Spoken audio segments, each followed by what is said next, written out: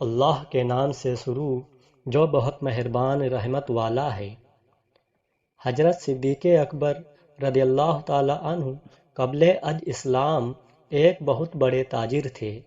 آپ تجارت کے سلسلے میں ملک شام میں تشریف فرما تھے کہ ایک رات خواب میں دیکھا کہ چاند اور سورج آسمان سے اتر کر ان کی گود میں آ پڑے ہیں۔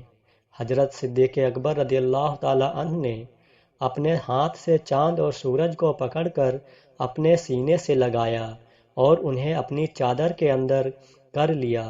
صبح اٹھے تو ایک عیسائی راہب کے پاس پہنچے اور اس سے اس خواب کی تعبیر پوچھی۔ راہب نے پوچھا، آپ کون ہیں؟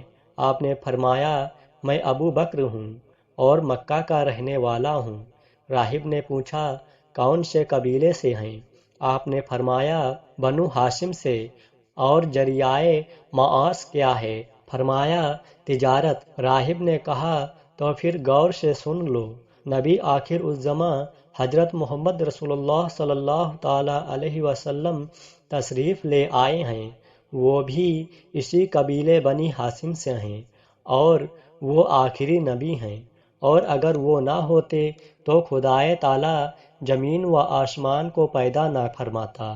وہ اولین و آخرین کے سردار ہیں، اور اے ابو بکر، تم اس کے دین میں شامل ہوگے اور اس کے وزیر اور اس کے بعد اس کے خلیفہ بنو گے۔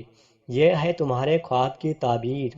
اور یہ بھی سن لو، میں نے اس پاک نبی کی تعریف تورات و انجیل میں پڑھی ہے، اور میں اس پر ایمان لا چکا ہوں اور مسلمان ہوں، لیکن عیسائیوں کے خوف سے اپنے ایمان کا اظہار نہیں کیا۔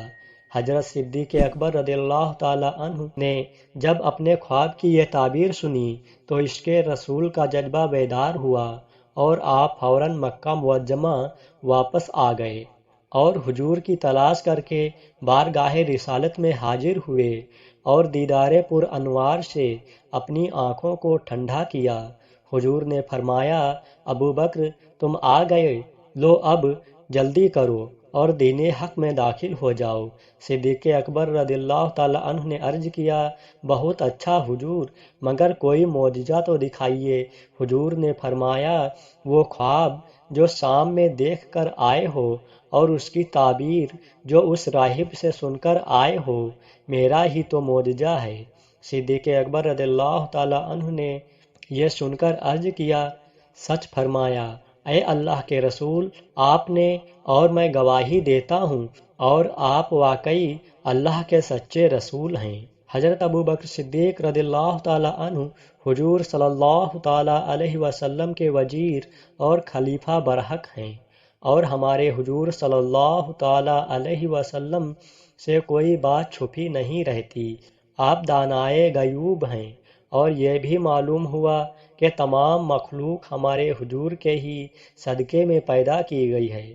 اگر حضور نہ ہوتے تو کچھ نہ ہوتا۔